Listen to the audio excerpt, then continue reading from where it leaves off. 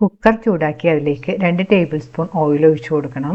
Oil ചൂടായിരുമ്പോൾ അതിലേക്ക് കുറച്ച് spices ഒക്കെ ഇട്ട് പൊട്ടിക്കണം. ഇതിലേക്ക് 1/2 ടീസ്പൂൺ ചെറിയ ജീരകം കൂടി ഇട്ട് പൊട്ടിക്കണം. ഇതിലേക്ക് ഒരു തണ്ട് കറിവേപ്പിലയും ഒരു ഉണക്കമുളക് 2ആയിട്ട് കീറിയതും കൂടി ചേർത്ത് മൂപ്പിക്കണം. കൂടെ ചോപ്പ് ചെയ്ത് വെച്ചിരിക്കുന്ന കുറച്ച് വെളുത്തുള്ളിയും കൂടി ചേർത്ത് കൊടുക്കണം. ഇനി ഇതിലേക്ക് ചോപ്പ് ചെയ്ത് വെച്ചിരിക്കുന്ന കുറച്ച് സവാളയും കൂടി ചേർത്ത് കൊടുക്കണം. സവാള ചേർത്ത് നല്ലതുപോലെ ഒന്ന് വഴറ്റി കൊടുക്കണം. ഇനി ഇതിലേക്ക് ചോപ്പ് ചെയ്ത് വെച്ചിരിക്കുന്ന കുറച്ച് പച്ചക്കറിയും കൂടി ചേർത്ത് കൊടുക്കാം. ഞാനിവിടെ എടുത്തിരിക്കുന്നത് ക്യാരറ്റും ബീൻസും ആണ്. ഇവ ചേർത്ത് നല്ലപോലെ ഒന്ന് വഴറ്റി കൊടുക്കാം. ഇനി ഇതിലേക്ക് കുതിർത്ത് വെച്ചിരിക്കുന്ന 1/4 കപ്പ് തൂരപ്പരിപ്പും കൂടി ചേർത്ത് കൊടുക്കാം. തൂരപ്പരിപ്പ് ഒരു മണിക്കൂർ സോക്ക് ചെയ്ത് വെച്ചതാണിത്. അത് ഇതിലേക്ക് ചേർത്ത് കൊടുക്കാം. ഇതിലേക്ക് 1/4 ടീസ്പൂൺ മഞ്ഞൾപ്പൊടിയും കൂടി ചേർത്ത് കൊടുക്കണം. മഞ്ഞൾപ്പൊടി ചേർത്ത് ഒന്ന് നല്ലതുപോലെ വഴറ്റി കൊടുക്കാം. പരിപ്പ് ചേർത്ത് 2-3 മിനിറ്റ് നല്ലപോലെ വഴറ്റിയതിന് ശേഷം ഇതിലേക്ക് 1 കപ്പ് ഓട്സ് ചേർത്ത് കൊടുക്കാം. ഓട്സ് ചേർത്ത് 2 മിനിറ്റ് നല്ലപോലെ ഒന്ന് വഴറ്റി കൊടുക്കണം. ഇതിലേക്ക് പാകത്തിന് ചൂടുവെള്ളം ചേർത്ത് കൊടുക്കണം.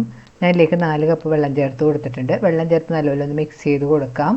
ഇതിലേക്ക് 1 ടീസ്പൂൺ ഉപ്പുപൊടിയും ചോപ്പ് ചെയ്ത് വെച്ചിരിക്കുന്ന 2 ടേബിൾ സ്പൂൺ മല്ലിയിലയും കൂടെ ചേർത്ത് നല്ലപോലെ മിക്സ് ചെയ്ത് കൊടുക്കണം.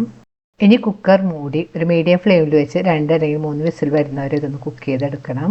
സ്റ്റവ് ഓഫ് ചെയ്തിട്ട് കുക്കറിൻ്റെ സ്റ്റീം എല്ലാം പോയിട്ടിട്ട് ഇനി തുറന്നതിന് ശേഷം നല്ലപോലെ മിക്സ് ചെയ്ത് കൊടുക്കണം. ഇപ്പോൾ പരിപ്പും ഓട്സെല്ലാം നല്ല പാകത്തിന് കുക്കായിട്ട് വന്നിട്ടുണ്ട്. ഇനി ഇതിൻ്റെ നല്ലൊരു ടേസ്റ്റ് കിട്ടാൻ വേണ്ടി ഞാൻ ഇതിലേക്ക് 1 ടേബിൾ സ്പൂൺ നെയ്യും കുറച്ച് മല്ലിയില ചോപ്പ് ചെയ്തും കൂടെ ചേർത്ത് കൊടുക്കുന്നുണ്ട്. നെയ്യ് ഓപ്ഷനാണ്, നിങ്ങൾക്ക് ഇഷ്ടമുണ്ടെങ്കിൽ ചേർത്ത് കൊടുത്താൽ മതി. പരിപ്പ് വെച്ചിട്ട് റെഡി.